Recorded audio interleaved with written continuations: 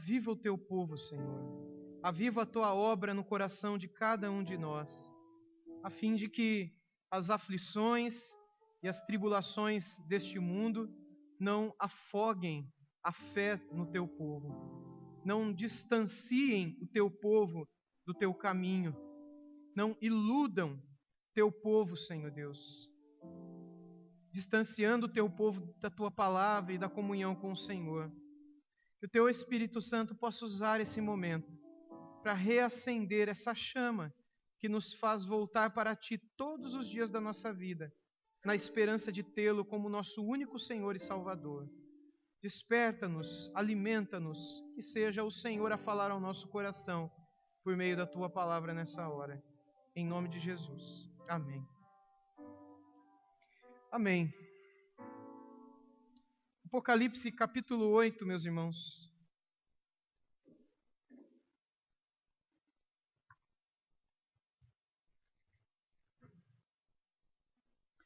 Nós temos estudado já o livro de Apocalipse há alguns domingos, e hoje de manhã nós terminamos o capítulo 7, e hoje à noite, então, nós temos a abertura do último selo, é o que aparece aí em Apocalipse.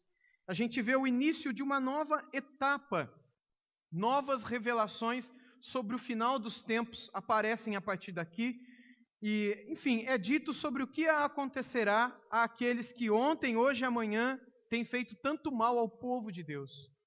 Cada um de nós aqui tem vivido no seu próprio contexto, e alguns aqui com um compromisso mais sério com Deus, outros com um compromisso menos sério. Via de regra, aqueles que têm vivido um compromisso menos sério com Deus, que não levam a Deus tão a sério assim, dificilmente encontram muita dificuldade na vida, na escola, no trabalho, nos parentes. Enfim, é tudo muito normal. Mas quando estas mesmas pessoas, que é o caso de alguns aqui, começam a levar Deus a sério de verdade, a falar com Ele todo dia e a buscá-lo sinceramente, e a querer honrá-lo com as suas atitudes, obedecê-lo com as suas vidas, essas pessoas começam a perceber que algumas coisas passam a acontecer nas suas vidas também. Não foi uma nem duas vezes que pessoas chegaram até mim dizendo: pastor, parece que depois que eu comecei a me consagrar mais, parece que começou a acontecer um monte de coisa na minha vida, um monte de coisa difícil, né?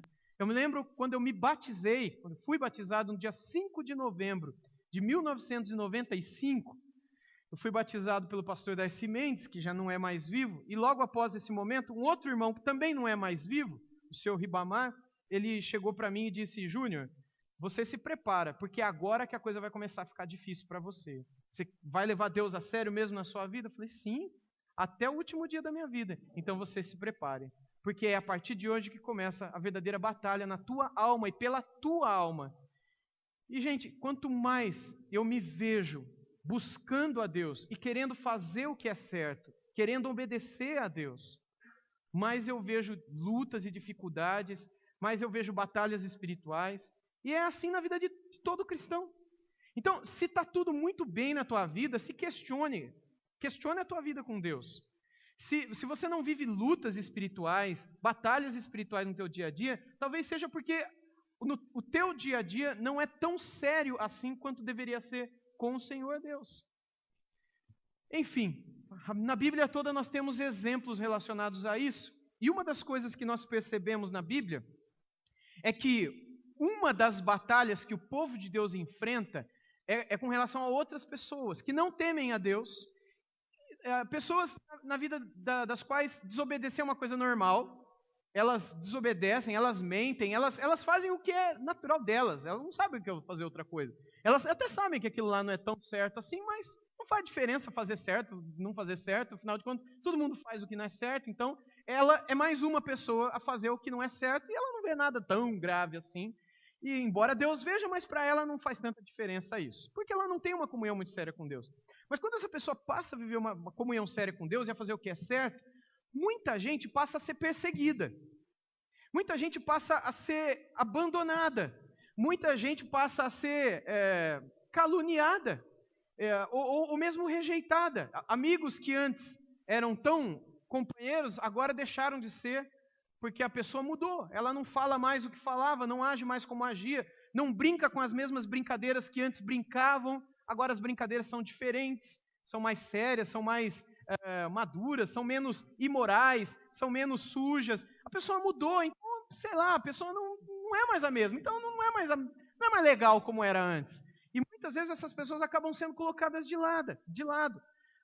Quando isso acontece, a pessoa fica triste, obviamente. Mas isso ainda não é a coisa pior. O pior é que quando outras pessoas passam a caluniar a vida dessa pessoa, ou começam a fazer mal para essa pessoa.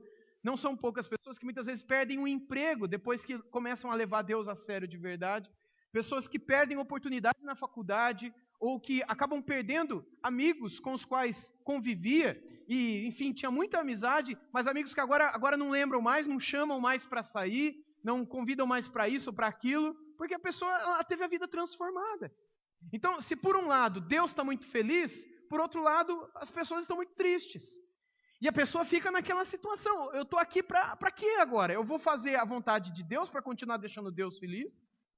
Se eu fizer isso, eu sei que um monte de gente vai ficar triste comigo e eu vou acabar perdendo um monte de amigo. Ou eu vou agir como os meus amigos querem, porque afinal de contas eu quero continuar tendo amigo. Eu quero ser da turma, eu quero continuar a ser normal. E se eu fizer isso, eu vou acabar deixando Deus triste. E a palavra de Deus diz que eu não posso ser amigo de Deus e amigo do mundo. Porque se eu for amigo do mundo, eu me constituo um inimigo de Deus. Mas se eu for amigo de Deus, muita gente no mundo vai me ver como se eu fosse um inimigo do mundo. Como se eu não gostasse das coisas desse mundo. Como se eu reprovasse mentiras, se eu reprovasse certas coisas que as pessoas que vivem nesse mundo não reprovam e vivem como se fossem normais. E é nesse momento, então, que algumas pessoas, não todas, mas algumas pessoas começam a ser perseguidas e começam a passar por aflições e sofrimentos. E em alguns países por aí, pessoas passam inclusive por assassinato. A gente vê em países como, por exemplo, os países no Oriente Médio, que são parte dos países islâmicos, da fraternidade islâmica, países na África, na Ásia, no Oriente Médio, em todo o mundo, em que pessoas, quando se convertem ao cristianismo, são abandonadas. Os próprios pais põem para fora de casa. Quando não matam a pessoa, ou quando não encaminham a pessoa para a prisão ou para a pena de morte, como acontece em alguns países no norte da África, como Eritreia, Somália, Sudão, o Sudão do Norte, como agora é chamado, e outros países da África, do norte, região mais do norte da África. Como alguns países no Oriente Médio também, como em outros países na Ásia, como naqueles países que a ISIS, o Estado Islâmico, tem ocupado. Em alguns lugares do mundo, o que querer ser amigo de Deus tem trazido morte para essas pessoas. E Deus não faz nada? O que Deus vai fazer diante de todo esse cenário? Será que não vai haver uma resposta de Deus para essas pessoas que oprimem o seu povo, que fazem mal para o seu povo, que zombam do seu povo, que abandonam o seu povo, que não permanecem mais amigos do seu povo? O que Deus vai fazer com essas pessoas que permanecem no erro, na desobediência, na maldade, que permanecem lá e não se convertem, não se entregam a Jesus, e que acabam fazendo mal para o povo de Deus? E o que Deus vai fazer para o seu próprio povo? Será que vai haver uma justiça de Deus no final da história? Porque até hoje não existiu. Certo ou errado? Até hoje, como disse Asaf no Salmo 73, aparentemente os ímpios prosperam e os justos sofrem. É a impressão que se tem. Por um lado, nós temos pessoas que não amam a Deus, que mentem, que roubam, que sonegam, que adulteram, que traem, que enganam e que só se dão bem na vida. Pessoas que ouvem músicas que não prestam, que leem livros que são porcaria, que assistem filmes que só levam para o adultério, para o pecado e para a imaginação errada. Mas você olha para a vida dessas pessoas, elas estão felizes. Elas estão bem, estão melhor do que a gente. Aparentemente, por fora pelo menos, né? Ninguém sabe o que está no coração dessa gente. E aí você olha para o outro lado, aquele povo que são vocês. E que decidiu dizer não para essas músicas, para esses filmes, para essas literaturas, para essas conversações, para essas festas. E muitas vezes vocês não veem nas suas vidas a alegria que às vezes vocês encontram na vida deles. Porque vocês olham para a vida deles e falam, parece que eles estão mais felizes que a gente. Você quer saber de uma coisa? Eu vou fazer o mesmo que eles fazem. Esse sentimento estava no coração de Asaf, que viveu no tempo de Davi, que na época de Davi era uma espécie do líder da adoração de Israel. no templo de Judá. Mas não era só o coração de Asaf que era assim. Muita gente tinha isso no coração também. Mas e nós, no nosso tempo? Será que vai haver uma justiça de Deus? Será que é um consolo de Deus? Esse texto de Apocalipse, no capítulo 8, tem a ver com isso, com o que vai acontecer com essas pessoas que hoje aparentemente estão muito bem, mas que estão fazendo muita coisa errada, e que amanhã receberão o juízo de Deus, e que acabarão sofrendo também, como hoje muitos de nós sofremos. A diferença é que o nosso sofrimento dura apenas um pequeno momento. O sofrimento dessas pessoas será eterno e não terá nunca fim. Essa é a grande diferença. Vamos olhar o texto? Apocalipse no capítulo 8, dos versos 1 a 5. Apocalipse 8, de 1 a 5 diz assim: Quando o Cordeiro abriu o 7º selo, houve silêncio no céu cerca de meia hora. Então vi os 7 anjos que se acham em pé diante de Deus. E lhes foram dadas 7 trombetas. Veio outro anjo e ficou de pé junto ao altar com um incensário de ouro, e foi-lhe dado muito incenso para oferecê-lo com as orações de todos os seus santos, sobre o altar de ouro que se acha diante do trono. E da mão do anjo subiu à presença de Deus a fumaça do incenso com as orações dos santos. Apenas até aqui. Meus irmãos, o que nós encontramos aqui, não é? Embora o texto esteja falando aqui de coisas distintas, várias coisas, são 5 versículos, mas fala de pelo menos 3 coisas diferentes no texto. Daria pelo menos 3 pregações, então, que são 3 assuntos diferentes. Há algo em comum nessa passagem que a gente acabou de ler. Aliás, eu não li o último verso, né? Versículo 5. E o anjo tomou o incensário, encheu do fogo do altar e o atirou à terra. E houve trovões, vozes, relâmpagos e terremotos. Deus, então, nessa porção, e é isso que está em comum aqui nos assuntos que estão aqui no texto, é que Deus está ouvindo a oração de todos os que sofrem. Deus está ouvindo a oração de todos os que choram. O texto de hoje de manhã, Apocalipse 7, 17, termina com isso. Se você olhar aí no 7, 17, termina dizendo: Pois o Cordeiro que se encontra no meio do trono os apacentará e os guiará para as fontes da água da vida, e Deus lhes enxugará dos olhos toda a lágrima. Se você olha o capítulo 7, você vê que Deus está falando aqui daqueles que sofrem. O versículo 14, especialmente, falam que estes que os olhos serão enxugados são aqueles que têm vindo da grande tribulação. E se você olha o contexto um pouquinho mais amplo, maior, você percebe que não é somente aqueles que vêm da grande tribulação, mas aqueles que vêm da tribulação de todos os tempos, desde antes do nascimento de Jesus. Pessoas que sofrem tão somente por serem cristãos e que passam por sofrimentos e aflições nesse mundo. Jesus Cristo disse para nós: no mundo tereis aflições. Ele não nos privará do sofrimento. Deus não vai guardar a gente de chorar. Deus não vai guardar a gente de sofrer. Deus não vai guardar a gente da tribulação. A gente também vai perder. A gente também vai ser assaltado. A gente também vai ficar doente. Acredite, a gente também vai morrer. É sério. A gente não é diferente do resto do mundo, porque o nosso mundo não é aqui. E o nosso coração não está aqui, a nossa morada não é aqui. É por isso que tudo que todo mundo passa aqui, a gente também vai passar. A única diferença é que nós teremos uma paz que esse mundo não tem. Jesus Cristo disse: a minha paz eu vos dou, não vou lá dou como o mundo a dá. Tenham bom ânimo, sejam firmes, constantes, como a palavra de Deus para Josué, em Josué 1, ser forte, ser corajoso, eu estou com você. Não se desvie nem para a direita nem para a esquerda. Eu falei para andar nesse caminho, anda nesse caminho. E ser forte, ser corajoso. Por mais que você se sinta tentado a pegar uma marginal, pegar um atalho, não pegue. Porque o que você está passando aqui, vai acabar logo. E não se compara esse sofrimento que a humanidade passa aqui com o sofrimento que virá na eternidade. Então vale a pena entregar-se a Deus. Vale a pena sofrer, ainda que seja por causa da sua fé, por causa do teu temor a Deus. E a oração de todos os que sofrem chegam diante de Deus. Chega diante de Deus. E Deus ouve, e em breve Ele virá, Ele mesmo, para responder a oração de cada uma dessas pessoas. Ele não vai mandar anjo, Ele não vai mandar nenhum outro. Ele mesmo, a gente vai ver isso no final desse texto, se colocará como a resposta para todos nós, para todas as nossas orações. Mas o texto começa no versículo 1 dizendo de um silêncio. que existirá nos céus, e que nunca houve, e que depois também nunca vai acontecer de novo, mas que naquele contexto existirá. Veja o versículo 1. Quando o cordeiro abriu o 7º selo, houve silêncio no céu, cerca de meia hora. Nunca houve silêncio no céu.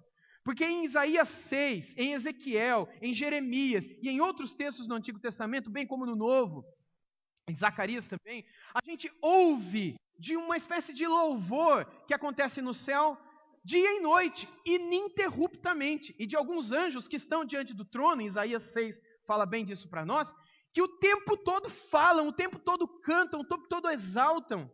E a obra dos anjos é muito intensa. O tempo todo vem diante de Deus, vai para longe de Deus para fazer alguma coisa que Deus mandou. O livro de Jó, por exemplo, anuncia um encontro desses filhos de Deus, desses anjos, nos quais Satanás se apresenta também, lá em Jó capítulo 1 e Jó capítulo 2. Então, assim, o trânsito entre os anjos é muito intenso. As conversações, os anúncios, as obras, a coisa é muito intensa. Sempre foi, é e será. Mas existirá um momento no futuro em que não é que João tinha um cronômetro, ele bateu ali meia hora cravado, não é isso. É aproximadamente, durante esse momento que João está diante do trono, ele ouve dos 144 mil, que eu já expliquei domingo passado. Ele vê a grande multidão adorando, que eu já expliquei também hoje de manhã. E ele está vendo todo aquele cenário acontecendo, agora no meio de todo aquele barulho, de uma multidão que ninguém pode enumerar, ninguém pode contar quanta gente tinha lá. Um ancião, um dos 24 se levanta e faz uma pergunta para João. João, você sabe de quem são todas essas pessoas? Essa grande multidão que ninguém consegue contar, que está aqui diante do trono adorando o Cordeiro? Você sabe quem é, João? João fala, não, eu não sei quem são nem de onde vem. E então esse ancião se levanta para João lá no céu e diz esses. E aí ele fala que são os da tribulação. E aí depois desse período de louvor e conversa, silêncio. E aí no momento, o que acontece no momento do silêncio? Acontece a abertura do 7º selo. Se você está me acompanhando ou está lendo Apocalipse, você se lembra que alguns capítulos antes, Jesus toma um livro, que a gente não sabe que livro que é esse, das mãos de Deus Pai. Nesse livro tem 7 selos, como se fossem 7 decretos, ou 7 revelações. E aí, todo mundo no céu fica muito feliz quando Jesus toma, e só ele é digno de abrir os selos. E ele abre o primeiro até o 6º. E cada um desses 6 selos falam de alguma coisa que aconteceu na história da humanidade. Mostrando que Deus está no controle de tudo que aconteceu, e de tudo que vai acontecer. E que por fim ele virá para julgar todas as coisas. E havia uma grande expectativa pelo último selo. O que vai ser revelado nesse último selo? E aí então aqui Jesus ele abre o último selo, o 7º selo. E é nesse momento que acontece o silêncio no céu. Agora, gente, muita gente tem escrito muita coisa sobre esses 30 minutos de silêncio no céu. E assim, a despeito de todo o absurdo que tem sido dito e escrito sobre essa meia hora, o fato é que o silêncio se deu após o Cordeiro abrir o 7º selo, a gente não sabe muito bem por quê. Tem muita gente que viaja na maionese e inventa uma série de teorias sobre por que ficou meia hora em silêncio, e fala por que do silêncio, por que meia hora, e enfim. O que a gente sabe é que no momento imediatamente antes, ouvia-se gritos de alegria no céu, e que agora são contrastados com um silêncio absoluto. Muito barulho e depois absoluto silêncio. O que nos parece é que há uma introdução aos acontecimentos que darão início a um eterno descanso do povo de Deus, que os judeus chamavam de sabá, ou sábado, não é? O Shabat, que é um tempo de descanso que podia durar um dia, podia durar uma semana, podia durar um ano, podia durar 7 anos, dependendo do contexto, dependendo do tempo. Mas é um período de descanso, não é um período sem trabalho, não é um período de ficar deitado na rede ou na beira do rio pescando. Não é a ideia de descanso na Bíblia, não é essa. Não é ausência de trabalho físico. Descanso é quando você se derrama, ou quando você deita, ou quando você se entrega, imagina o que você quiser, nas mãos de Deus. E você é cuidado por Ele, e é tratado por Ele, coisa que você normalmente não faz no corre-corre do dia a dia. a gente encontra um momento lá para orar, às vezes antes de comer, às vezes antes de dormir, às vezes antes de pegar a estrada, ou antes de fazer uma prova. A gente encontra um momentinho lá para fazer uma oração rápida. Mas o povo de Deus, desde o Antigo Testamento, tem aprendido que ele precisa separar um tempo para descansar em Deus. Para não fazer nada, a não ser pensar nele, ouvi-lo, falar com ele. E eles chamavam isso de Shabat, ou sábado, ou período de descanso, que a igreja acabou, no período do Novo Testamento, fazendo no domingo, realizando no domingo. Por isso que é chamado domingo de dia porque é um dia de descanso, um dia em que você vai descansar em Deus, você vai se entregar a Ele, e permitir que nesse tempo maior de comunhão Ele cuide de você. Então muita gente acredita que esse silêncio, na verdade, foi um momento introdutório para essa eternidade em que o povo de Deus irá descansar no próprio Deus. Bem, o que a gente sabe aqui é que Jesus abriu o último selo. Ele está com o livro na mão, ele abre o último selo. E a partir desse momento, um novo cenário se abre diante de nós, dando início a um novo momento de revelações. A gente achava que ia acabar aqui, mas Deus ele vem com novas revelações. E são essas novas revelações que dão lugar ao silêncio. Todos aparentemente estão em silêncio, como uma espécie de expectativa pelo que virá após a abertura do último selo. Todo mundo queria saber. Ou como uma forma de reverência também. Mas não é qualquer reverência, é uma reverência gigantesca diante do Cordeiro, apresentando os últimos eventos relacionados à destruição do mal. E aí vem o versículo 2. Então eu vi 7 anjos que se acham em pé diante de Deus, e lhes foram dadas 7 trombetas. Aqui começam os eventos relacionados às trombetas. No Apocalipse a gente tem, eu já falei para vocês, é como se fosse um triângulo, 7 selos, 7 trombetas e 7 taças. Não são coisas distintas, é um só evento, mas que é visto por 3 ângulos diferentes. A gente viu os 7 selos, agora o último selo dá início a 7 trombetas. 7 revelações, que a gente vai ver que depois dá início a 7 taças. Está meio que misturado com as trombetas, mas são outras revelações que Deus dá sobre o final dos tempos. Que vão ser tocadas por 7 anjos. Então imagina João. A gente precisa tentar imaginar essa visão de João. Ele está lá diante do trono de Deus. Aquele barulho que ele viu na multidão cantando para o Cordeiro, para Jesus Cristo, fica quieto. E agora Jesus ele abre o último selo. Quando ele abre o último selo, o que acontece? 7 anjos aparecem. Você está imaginando? 7 anjos aparecem. E é dado para cada um dos 7 anjos uma trombetinha. Uma trombeta, 7 anjos, 7 trombetas. João está vendo. Jesus, 7 anjos, 7 trombetas, uma grande multidão, silêncio. O que simboliza essas trombetas?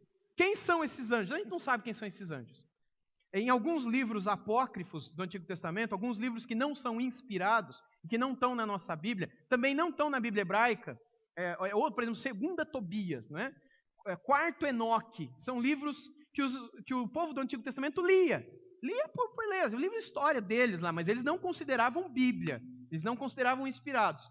Nesses livros falam dos 7 anjos, dá inclusive nome para eles. E aí lá na tradição dos rabinos, eles acreditavam nesses 7 arcanjos.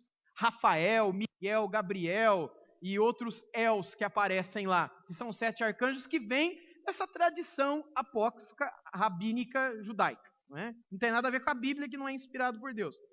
Mas eles estão de pé diante do Cordeiro, esses 7 anjos, como sinal de obediência, prontidão. Como se fossem soldados prontos para obedecer o seu general, que tem alguma ordem para dar para eles. E eles estão ali. Eles são espíritos ministradores, como diz Hebreus capítulo 1, e eles estão prontos para tocar essas trombetas. Lá no Antigo Testamento, irmãos, o tocar das trombetas estava relacionado com juízo, com perturbação, com aflição. Então, aparentemente, quando os primeiros crentes leram esse livro, que é o livro de Apocalipse de João, eles entenderam que ia vir juízo, ia vir aflição sobre a terra, iria vir perturbação.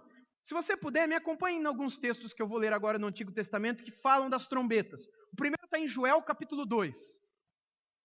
Livro do profeta Joel, capítulo 2, versículo 1.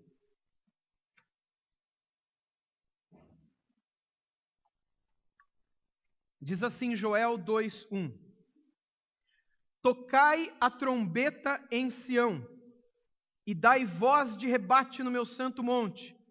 Perturbem-se todos os moradores da terra, porque o dia do Senhor vem e já está próximo. O tocar da trombeta em Sião estava anunciando um período próximo de julgamento. Agora, vamos um pouquinho para frente para o livro de Sofonias, que é o próximo livro que a gente vai estudar quando a gente terminar Apocalipse. A gente vai estudar Sofonias verso a verso. Em Sofonias 1:16, Sofonias 1:16, a gente lê assim: dia de trombeta e de rebate contra as cidades fortes e contra as torres altas. Deus estava anunciando também. O livro de Sofonias, de certo modo, parece muito com Apocalipse, porque ele também anuncia juízo de Deus sobre o mal, sobre a maldade, sobre essas coisas ruins que acontecem com a gente. Deus vai julgar, Deus vai acabar com tudo isso, vai chegar um dia que o mal vai ser destruído. E o que anuncia esse fim? O dia da trombeta, diz aí Sofonias. Agora um pouquinho mais para frente, o livro de Zacarias. Zacarias 9:14. Zacarias 9, versículo 14. Estou indo muito rápido? Está dando para achar?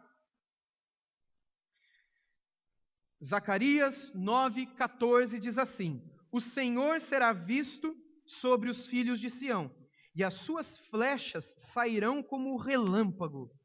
O Senhor Deus fará soar a trombeta e irá com os redemoinhos do sul. Aqui em Zacarias ele também está anunciando que o próprio Deus vai vir com os ventos. Lembra que eu já falei aqui em outra pregação que os ventos que vêm dos cantos da terra também são símbolo que Deus vai punir o mal. Aqui está dizendo que Deus ele vem, Deus ele vai julgar e que isso é anunciado por trombeta. Quando a gente vai para o Novo Testamento, abre Mateus comigo, por favor. Mateus 24. Quando a gente chega no Novo Testamento, o tocar das trombetas está relacionado à segunda vinda do nosso Senhor Jesus Cristo. Mateus 24:31. Se você quiser já deixar aberto também, 1 Coríntios 15. Mateus 24, verso 31, diz assim: e ele enviará os seus anjos com grande clangor de trombeta, os quais reunirão os seus escolhidos dos quatro ventos, de uma a outra extremidade do céu. Se você ler o texto todo, você vai ver que está falando da segunda vinda de Jesus. E veja aqui que tem um grande clangor de trombeta, muitas trombetas tocando. Aí lá em 1 Coríntios 15, versos 52 e 53, 1 Coríntios 15, versos 52 e 53, nós lemos o seguinte: no momento, num abrir e fechar de olhos, ao ressoar da última trombeta, a trombeta soará, os mortos ressuscitarão incorruptíveis e nós seremos transformados. Porque é necessário que este corpo corruptível se revista da incorruptibilidade e que o corpo mortal se revista da imortalidade. Deus está falando do que Ele vai fazer com o nosso corpo no final dos tempos. Quando Jesus voltar, Ele vai dar um novo corpo que nunca mais conhecerá o sofrimento, a lágrima, a morte, o mal. O último texto falando sobre trombetas é 1 Tessalonicenses, um pouquinho depois aí de Coríntios. 1 aos Tessalonicenses, no capítulo 4, versículo 16. 1 Tessalonicenses 4,16. Porquanto o Senhor mesmo, dada a sua palavra de ordem, ouvida a voz do arcanjo e ressoada a trombeta de Deus, aparentemente é aquela última trombeta que Jesus falou e que Paulo também falou, né? Em Mateus e Coríntios. Ressoada a trombeta de Deus, descerá dos céus e os mortos em Cristo ressuscitarão primeiro. O Senhor mesmo descerá dos céus e esse evento vai acontecer quando tiver alguma coisa acontecendo com tocar de trombetas. E aqui a gente está vendo 7 anjos no final dos tempos, com 7 trombetas. Isso imediatamente associa o que na nossa cabeça? Eles estão relacionados à segunda vinda de Jesus. Eles vão tocar essas 7 trombetas e Jesus vai voltar. Agora, a gente vai ouvir essas trombetas tocando? A gente vai olhar para o céu e vai, de onde veio esse barulho? Não, não vai ouvir. Isso não é algo simbólico. Mas as coisas que acontecem não são simbólicas. Bom, vamos olhar o verso 3 agora em Apocalipse. Apocalipse 8:3. Continuando o nosso texto. Apocalipse 8, 3 e 4. Veio outro anjo e ficou de pé junto ao altar com um incensário de ouro. E foi-lhe dado muito incenso para oferecê-lo com as orações de todos os santos sobre o altar de ouro que se acha diante do trono. E da mão do anjo subiu à presença de Deus a fumaça do incenso com as orações dos santos. Vamos voltar a imaginar João lá no céu? Está João, está Jesus, com o livro na mão, abrindo o último selo. 7 anjos apareceram no nada, cada um dos 7 recebeu 7 trombetas. E uma grande multidão que ninguém pode contar. De repente, o que a gente tem? A gente tem um outro anjo que aparece. É muito anjo para a nossa cabeça. Se você não tenta imaginar, você se perde. É um outro anjo que aparece. Esse anjo agora não está com a trombeta, não tem nada a ver com os 7 anjos, não tem nada a ver com os seres viventes, não tem nada a ver com os anciãos, não tem nada a ver com aquela multidão de anjos que está junto com os crentes adorando. É um anjo que a gente não sabe de onde veio nem para onde foi e quem é. Eu só sabe que é mais um, que apareceu diante do trono, pertinho de onde João estava, o apóstolo João. Só que ele aparece junto ao altar. E aqui, mais uma vez, aquilo que parecia ser uma sala do trono se transforma num templo. Porque aparece o altar ali. O altar está relacionado com o templo lá de Jerusalém, onde havia o altar, onde havia o incensário de ouro, que está aí no versículo 3. E foi-lhe dado muito incenso. Entenda que o incenso lá nos Levíticos estava relacionado às orações também. Aliás, em toda a Bíblia, os incensos estão relacionados com as orações. E aqui o texto fala que esse anjo traz essas orações. E como eu disse para vocês há pouco, uma outra coisa que os judeus acreditavam antes de Jesus, e os rabinos ensinavam, e muita coisa errada, inclusive. Jesus combateu e enfim, quebrou uma série de ensinamentos errados que ensinavam na época dele, né? Uma das coisas que eles ensinavam é que existiam anjos que pegavam a sua oração como se fosse um trem e levavam essa oração até Deus. Eles eram condutores. Não confunda isso com intercessores. Os anjos não intercedem e nem são mediadores. Mas eles são uma espécie de... Eles pegam e levam, depois pegam e traz. É um leva e traz. Leva e traz, os anjos. Isso não está na Bíblia, tá? Se alguma vez você ouvir isso de alguém, ou ler isso em algum lugar, lembra disso que eu estou falando agora. Os anjos não têm essa função na Bíblia. Eles não servem... Eles podem até mesmo fazer isso numa ocasião ou outra. Mas essa não é a função dos anjos. Aliás, nós nem sabemos quais são todas as funções dos anjos. O que a gente sabe é que tem anjo para, enfim, um monte de coisa, para funções diferentes, de diferentes áreas, não é? Inclusive anjo da guarda existe? Existe, está na Bíblia, Jesus mesmo contou isso. E os associou às crianças, mas não só a elas. Atos também fala de um anjo que acompanhava Pedro, e que muitas vezes era confundido com o próprio Pedro. Assim também a Bíblia deixa claro que existem anjos que acompanham cada um de vocês. E que acompanham vocês. E que sabem de vocês. Isso está na Bíblia. Agora, tem muita gente que inventa um monte de coisa. Como, por exemplo, se você passa dos 120 por hora, o anjo passa por branco de trás. Se você passa dos 160, o anjo vai no porta-mala. Se passou dos 180, aí não tem anjo que te acompanha na estrada. Então você está sem a proteção dos anjos. Isso é uma brincadeira, mas tem gente que inventa um monte de coisa de anjos, e a gente não tem não tem compromisso com essas coisas. Mas a Bíblia fala que os anjos cuidam de nós. Hebreus 1 fala que eles estão perto de nós. Coríntios fala que eles nos assistem adorando a Deus. Então tem anjo nesse lugar. Tem até uma musiquinha, né? Você sabe que eu conheci o irmão que compôs aquela musiquinha, que não é muito certa, né? Mas eu conheci o irmão muito gente boa. Tem anjo voando nesse lugar. Alguém lembra dessa música? No meio do povo, em cima do altar. Subindo e descendo em todas as direções, né? Não sei se a igreja subiu ou se o céu desceu. Só sei que está cheio de anjo de Deus. E o próprio Deus está aqui. Acho que é alguma coisa assim a música, né? Eu conheci o compositor dessa música, que não foi o padre Marcelo Rossi. É um irmão da Assembleia de Deus lá no Rio de Janeiro. O Marcelo Rossi só pegou a música dele e começou a cantar na igreja dele lá em São Paulo.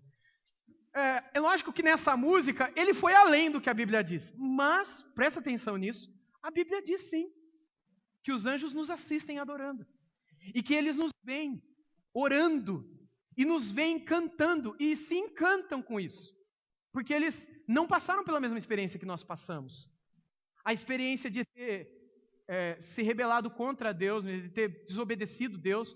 Os anjos só conhecem outros anjos que fizeram isso, que são os demônios. E eles não existe arrependimento entre os demônios. Não existe conversão de Satanás. Então, os anjos não sabem o que é isso. Os anjos não sabem o que é Jesus se tornar um anjo e morrer numa cruz angelical para salvar os demais anjos. Isso não existe para os anjos. Por isso que quando eles veem outras criaturas, que são seres humanos, que fizeram a mesma coisa que o Satanás fez, ou seja, desobedecer a palavra de Deus, agora voltando-se para Deus e adorando a Deus da mesma maneira que eles, anjos, adoram, isso para eles é um encanto, é uma surpresa. 1 Coríntios fala isso para a gente, sobre adoração, sobre os anjos nos assistindo. Então, quando você esteve adorando a Deus, existiram anjos aqui. A Bíblia também fala dos anjos caídos que também nos acompanham. Então, entenda uma coisa, não existe solidão no cristianismo. Você nunca está sozinho. Você nunca está sozinho. Sempre tem anjo com você ou demônio, mas sempre tem. Você nunca está sozinho. Nunca. Não existe motivo para o cristão se sentir só. Jamais. Porque ele tem a companhia de Deus Pai, de Deus Filho, Deus Espírito Santo. Ele tem a companhia desses anjos e também dos anjos caídos. Mas sempre tem. E o que a gente percebe nesse texto aqui é que há um anjo que ele se coloca diante do altar e ele apresenta uma espécie de últimas orações de santos que estão sofrendo nos últimos tempos. De pessoas que nos tempos do fim passarão por toda sorte de aflição nesse mundo.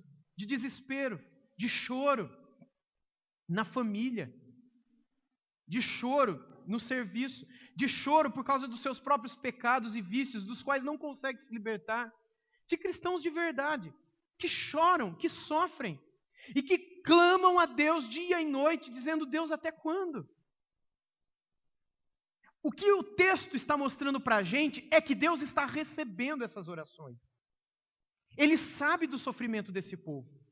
Tanto de vocês aqui, no tempo que nós estamos vivendo, como daqueles que no tempo do fim sofrerão coisa que a gente nem sonha que vão sofrer, e que é muito pior do que o que a gente sofre hoje.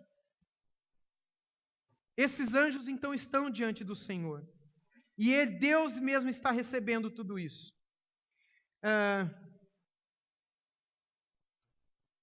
Eu gostaria de ver alguns textos na Bíblia com vocês, outros 2 textos. Antes da gente ir para o último verso. Um está no livro de Salmos e o outro está em Apocalipse mesmo. Vá comigo para o Salmo 141, por favor, no versículo 2. Existe muitas vezes uma espécie de impressão de que Deus não nos ouve.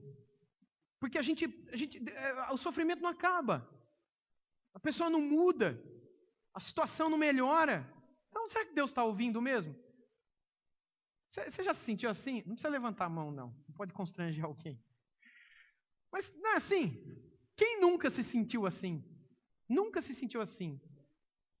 De olhar para Deus e falar: Deus, parece que o Senhor não está me ouvindo. Parece que o Senhor não muda a pessoa, não muda a situação, não muda o coração da minha família, da minha filha, do meu filho, da minha esposa. O Senhor não muda. A minha situação financeira, meu pecado, eu estou lutando com o meu pecado. Puxa, Deus, é o pecado, eu não quero mais pecado. Eu estou falando há anos para o Senhor: muda meu coração, eu não quero mais pecar. Parece que o Senhor não faz nada. O Senhor vê que eu estou sofrendo, o Senhor vê que eu não consigo sozinho, o Senhor vê que eu não me liberto. Por que o Senhor não faz absolutamente nada? Você já passou por essa situação? Agora, será que Deus não faz nada? Ou será que Ele ainda não fez? Meus irmãos, haverá um dia em que Deus vai responder às orações que foram feitas em meio à angústia e sofrimento. O dia do Senhor será o dia da resposta, será o dia da paz. Será o dia do eterno descanso, como eu expliquei há pouco. O dia do fim, o dia do clímax, do ápice da nossa comunhão com Deus, em que Ele há de nos libertar definitivamente de tudo que um dia nos fez chorar. Vai ter um fim, vai acabar. Aí no Salmo 141, no versículo 2, nós lemos assim: suba à tua presença a minha oração, o incenso, e seja o erguer das minhas mãos como oferenda noturna ou vespertina. há uma compreensão no povo de Deus de que aquilo que eu falo sobe, assim como o incenso sobe. Era muito comum e ainda é em algumas religiões a utilização de incensos com aromas, com perfume cheiroso, né? Como uma espécie de agradar, trazer um perfuminho gostoso para Deus. Mas lá no Antigo Testamento, meu Deus deixa claro que não é isso que o agrada. Isso é apenas um símbolo de uma coisa espiritual, de um aroma espiritual, de um incenso espiritual. Deus está mais preocupado com o cheiro que sai do meu coração, do meu espírito, do que com o cheiro que sai da minha roupa, do meu pescoço, do meu subaco. Eu posso estar muito cheiroso perante Deus, por fora, mas se a minha alma não expressa esse mesmo perfume agradável ao Senhor, não adianta nada. Então Deus ele se importa comigo, com o meu cheiro, digamos assim. É uma forma do povo agradar a Deus na apresentação que faça a Deus. Nós nos apresentamos diante de Deus todo dia. E Ele se importa com o cheiro que trazemos conosco. Ou um aroma agradável, ou carniça insuportável. Ainda que você esteja bem perfumadinho. Mas se espiritualmente o teu coração fede, se não for o sangue de Cristo te lavando por dentro, e imputando em você, imprimindo em você, marcando você, deixando em você o bom perfume de Cristo, você nunca será agradável diante de Deus. O que te torna e me torna agradável diante de Deus é o bom perfume de Cristo derramado sobre os nossos corações. Que só é derramado sobre os nossos corações quando nós nos arrependemos e confessamos o nosso pecado e negamos o pecado. E somos lavados pelo sangue de Jesus e somos perdoados, purificados, alvejados, embranquecidos, purificados, como diz Apocalipse 7 no comecinho. E aí então Deus nos vê e Ele se alegra conosco, porque nós trazemos diante dEle algo parecido com o que o próprio Filho dEle traz, algo extremamente agradável. Agora veja Apocalipse 5, por favor. Apocalipse 5, 8. Lá pertinho de onde a gente está. E aí depois a gente volta para o 8 para terminar. Apocalipse 5, verso 8.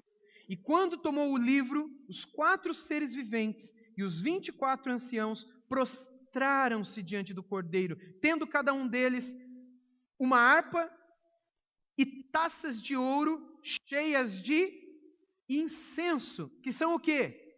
As orações dos santos. As nossas orações são como um perfume para Deus. O incenso tem essa ideia. Não pensa nesses incensos indianos que fede. Bom, pode ser que você goste. E para mim, aquilo é um fedor que eu não suporto. Sabe esses incensos que vendem na feira? Enfim, para mim aquilo fede. Que nem o cão, né? Mas cão sujo. Não um cão bonitinho, limpinho, do pet shop. Não, o sujo. Não é esse incenso, não. É uma espécie de perfume mesmo. As nossas orações são para Deus como um aroma agradável. Deus gosta de nos ouvir. Ainda que Ele não nos responda, Ele espera que a gente continue falando com Ele, porque isso o agrada.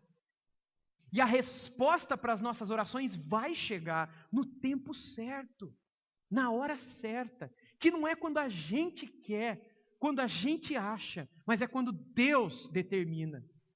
Se vem na nossa hora, dá tudo errado, como quase tudo que a gente faz não dá certo. Mas quando vem no tempo de Deus, é perfeito, é bonito, é agradável. Vamos terminar com o verso 5. 8:5. E o anjo tomou o incensário, encheu-o do fogo do altar e o atirou à terra, e houve trovões, vozes, relâmpagos e terremoto. Então, de repente, irmãos, o incensário, que nos versos anteriores estava ligado à oração do povo de Deus, agora não está mais cheia de oração. Esse utensílio, né, essa coisa, esse negócio que levou às orações, incensário, agora não está mais com oração. Ele está com o quê? Com resposta, com fogo, que foi tirado do altar e que vai ser derramado sobre a terra. O mesmo objeto que levou às orações é usado para trazer a resposta de Deus sobre a terra. E esta resposta vem em forma de trovões, de vozes, de relâmpagos e de terremoto. Deus está no controle de todos os eventos. E é Ele quem está respondendo à oração do seu povo por justiça, para que Deus faça justiça. O final do versículo é uma forma de dizer que o próprio Deus vai descer sobre a terra e trazer juízo sobre ela. Tem vários textos na Bíblia que mostram Deus descendo. Tem outros textos que falam que Deus mandando um anjo. Tem outros textos que falam que Deus mandou um profeta. Tem outros textos que falam que Deus mandou o seu filho. Mas tem alguns textos que falam que o próprio Deus desceu. Pai, Filho e Espírito Santo. A Santíssima Trindade desce. E quando desce, o negócio fica feio. A coisa não fica bonita. Quando a glória de Deus desce, isso ou vem é fogo para purificar o povo e fazer o povo ser santo de verdade, ao invés de santo de brincadeirinha, ou é fogo que vem para matar, para acabar com a brincadeirinha, para acabar com a pouca vergonha, para acabar com essa vida sem vergonha que muito crente vive. Mas quando a glória de Deus vem, não vem para trazer prosperidade financeira, não vem para curar a enfermidade, vem para purificar ou do mal, trazendo santidade, ou para punir esse mal, acabando com o mal no meio do povo de Deus. Essa figura de Deus descendo aqui, no finalzinho de Apocalipse 8:5, é a mesmíssima figura de Deus descendo lá no Êxodo, quando o povo escravo no Egito clamava para Deus libertá-los. E quando Deus chama Moisés, a mesma coisa acontece. Eu disse que era o último versículo, se você não quiser abrir porque está cansado com os dedos, não precisa. Mas se você quiser me acompanhar, abra lá em Êxodo 19. Você vai ver o próprio Deus descendo e ali acontecendo o mesmo que acontece aqui em Apocalipse 8:5. Êxodo 19. Trovões, vozes, relâmpagos, terremoto. Êxodo 19, a partir do versículo 10.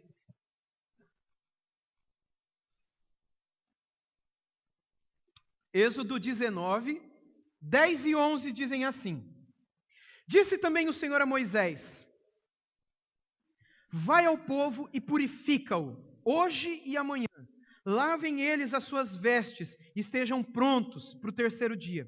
Porque no terceiro dia o Senhor, à vista de todo o povo, descerá sobre o monte Sinai. Aí termina o verso 11. É Deus dizendo para Moisés que ele mesmo vai descer sobre o monte Sinai. Agora vai para o versículo 16. Eu vou ler do 16 ao 20. Ao amanhecer do terceiro dia, é o dia que Deus falou que ia descer. Ao amanhecer do terceiro dia, houve o quê? A mesma coisa que está lá em Apocalipse, gente. Ó. Houve trovões e relâmpagos, e uma espessa nuvem sobre o monte. E muito forte clangor do quê? Trombeta, que é símbolo de juízo. De maneira que todo o povo que estava no arraial se estremeceu. Ou seja, ficou com medo quando viu aquela cena. Continuando. E Moisés levou o povo fora do arraial ao encontro de Deus. E puseram-se em pé diante do monte. Todo o monte Sinai fumegava, parecia uma fornalha. Porque o Senhor descera sobre ele em fogo. E a sua fumaça subiu como fumaça de uma fornalha. E todo o monte tremia. Lembra do terremoto lá de Apocalipse? Grandemente, o monte tremia. E o clangor da trombeta ia aumentando cada vez mais. Moisés falava e Deus lhe respondia no trovão. Descendo o Senhor para o cimo do monte Sinai, chamou o Senhor a Moisés para o cimo do monte. Você imagina o medo? Se fosse eu, meus irmãos, eu ia estar morrendo de medo. Você imagina Moisés vendo um terremoto acontecendo, rochas fendendo, quebrando, caindo, trovões, raios, um barulho enorme no céu, que parecia um clangor de trombetas tocando. De repente Deus fala a Moisés: sobe aqui. Imagina a situação. Deus vai acabar comigo. E eu mereço, porque eu sou um idólatra. E ele era um idólatra, viu? Moisés era um idólatra na terra do Egito. Como todo o povo era. Deus só libertou aquele povo por misericórdia. Por causa de um restinho que clamava a Deus dia e noite por libertação. Por causa de um restinho que orava, Deus salvou todo mundo. E lá Moisés sobe, por obediência à palavra de Deus. E Deus desce para falar com ele. Deus desce. Sabe o que é isso, gente? Quando eu penso em Apocalipse, não precisa voltar lá não, mas quando eu penso para Apocalipse, é a figura do pai. Só que não é qualquer pai. Sabe quando um filho chama o pai e o pai se levanta? Ele estava fazendo qualquer outra coisa. Estava lendo um jornal, estava assistindo televisão, estava, enfim, fazendo qualquer coisa. Mas o filho falou, pai, me ajuda aqui. E o pai parou tudo, se levanta e foi. É isso que Deus está fazendo aqui. Nós somos as crianças. Aqui é o momento quando o nosso pai se levanta e vem para se encontrar com a gente. Para mostrar que a gente é dele. E que o mal que o mundo tem feito para a gente vai ter fim. O nosso pai muitas vezes demora para levantar. E ele demora mesmo, eu estou falando do pai celestial. Mas ele vai se levantar. Essa é a segurança que a gente tem. E quando ele se levantar, nós veremos tudo a acontecer, mas não seremos feridos. O último texto está no Salmo 18. E é o último mesmo.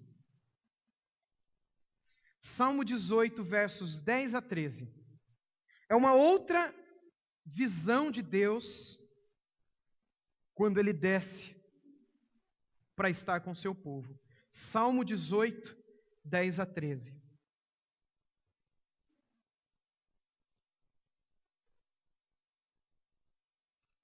Diz assim, Salmo 18, 10 a 13. Cavalgava um querubim e voou. Sim, levado velozmente nas asas do vento. Das trevas fez um manto em que se ocultou. Escuridade de águas e espessas nuvens dos céus eram o seu pavilhão.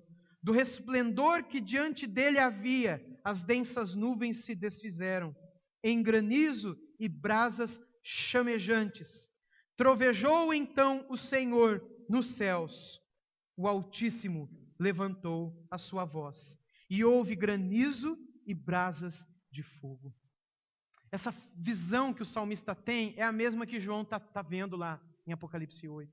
O próprio Pai se levantando e vindo diante do seu povo para encontrar-se com o seu povo, que por tanto tempo pediu socorro, por tanto tempo orou até quando, por tanto tempo disse, não é? Liberta-me, por tanto tempo disse, Senhor, salva-me, ajuda-me. Esse pai que muitas vezes nos deu a impressão de que não estava dando nem bola para nós, nos demonstrará que foi apenas uma impressão da nossa parte. Ele está ouvindo tudo. Em Apocalipse 8, 5, ele se levanta e na abertura do 7º selo, ele está mostrando isso. Porque do 1 ao 6 é coisa que já aconteceu. O 7º é coisa que vai acontecer. Assim como todas aquelas coisas que a gente já viu do 1 ao 6 já aconteceram, isso também vai acontecer. É como se ele dissesse, olhem para o passado, lembrem-se disso, lembrem-se daquilo outro. Não aconteceu tudo isso lá? Aconteceu? Então, agora eu quero te dizer uma última coisa. Eu vou me levantar e eu vou vir diante de vocês. E eu vou responder a oração de vocês. O próprio Deus é quem desce aqui em Apocalipse 8:5 para responder à oração do seu próprio povo. Como um pai que se levanta e vai cuidar da causa do seu filho. Deus assim. Ele está consolando o seu povo. De que Ele está no controle. De que Ele sabe de tudo. E de que em breve Ele virá. Ele mesmo e não outro. Para julgar o mal, destruir o mal e responder à oração do seu povo e dar fim a todo o sofrimento que o seu povo passa nesse mundo. Que o povo de Deus confie nisso. O povo de Deus se apegue a essas verdades. Principalmente quando vier a passar por dias de aflições. No mundo, cada um de nós teremos aflições. Mas que a gente tenha bom ânimo. O Cordeiro de Deus, o nosso Rei, venceu o mundo. E Ele nos deixou a sua paz. Não a paz como o mundo conhece, que depende de dinheiro, depende de amizade, depende de vícios, prazeres passageiros, depende de situação econômica. Paz que depende de uma série de coisas. Não é essa paz que Ele vai dar para a gente. Ele nos dá uma paz sobrenatural e uma paz que dinheiro nenhum pode comprar. uma paz, a mesma paz que ele mesmo sentiu quando era cuspido, quando era espancado, quando era surrado na mão dos soldados romanos, quando era crucificado em nosso lugar. E em paz dizia: Pai, perdoa-lhes, eles não sabem o que fazem. Quando em paz dizia tudo o que ele disse durante todo o momento da via crucis, da via dolorosa, da crucificação e da sua morte. Havia uma paz naquele coração sobre-humana, sobrenatural. A paz que vem de Deus e que guarda o nosso coração e a nossa mente e nos ajuda a passarmos com graça e força pelo momento da provação. Essa mesma paz Deus quer dar para cada um de nós. Para que essas aflições que a gente vive nem se comparem, nem possam se comparar com tudo aquilo que Ele está preparando para a gente no final dos tempos. Glória a Deus por isso. Glória a Deus pela sua paz. Glória a Deus pela vitória do Cordeiro. Glória a Deus porque Ele está ouvindo tudo aquilo que você fala. Glória a Deus porque um dia Ele vai responder tudo. Glória a Deus porque um dia o mal será destruído e não existirá mais lágrima, nem sofrimento, nem dor, nem tristeza. Glória a Deus por tudo isso. Amém? Vamos orar. Senhor, nós confiamos na Tua palavra e acreditamos que o Senhor nos vê nesse lugar e que essa oração que nós fazemos agora é recebida como um aroma suave diante do Teu trono de graça.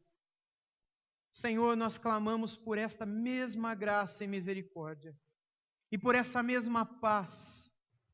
Paz, Deus, que o dinheiro não pode trazer, que o sexo não traz, as drogas não trazem e que nada nesse mundo pode trazer, mas que o Senhor traz e que a comunhão e a intimidade contigo trazem. Senhor, encha o Teu povo com essa paz. Só o Senhor sabe o que cada um aqui tem vivido e tem passado. Só o Senhor sabe o quanto o Teu povo precisa desta paz. Uns mais, outros menos, mas quanto precisamos desta paz. Derrama essa paz sobre o nosso coração, Senhor, e abençoa cada um de nós a fim de que possamos voltar aos nossos lares, apegados a essa verdade. Que possamos viver uma semana especial, uma semana cheios desta paz que aqui, diante de Ti, nessa noite, encontramos. Em nome de Jesus.